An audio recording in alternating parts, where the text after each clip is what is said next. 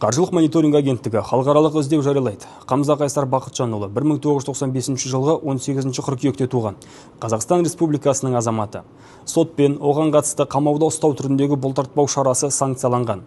Ол заңсыз ойын бизнесіне жәрдемдесті деген күдікке ілінуде. Күдікті 5 жыл бойы Instagram әлеуметтік желісінде, сондай-ақ Telegram мессенджерінде жабық арнаны жүргізу арқылы белсенді блогерлік қызмет жүргізген.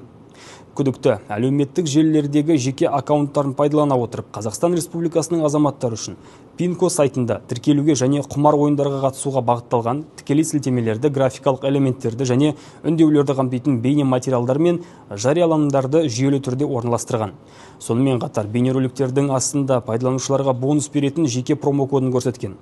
Осылайша Қамза азаматтарды құмар ойындарға тартуға бағытталған онлайн платформаны жарнамалап, ойын платформасынан сыйақылар, бонустар немесе пайыздық аударымдар түрінде табыс алып отырған. Заңсыз жолмен алынған кірістерді жасыру мақсатында күдікті криптоәмиянды пайдаланған. Оған Пинко интернет казиносының ұйымдастырушыларынан төлемдер түсіп отырған. Сот санкциясымен 182.736,741 USDT көлеміндегі криптоактивтерге тыйым салынды.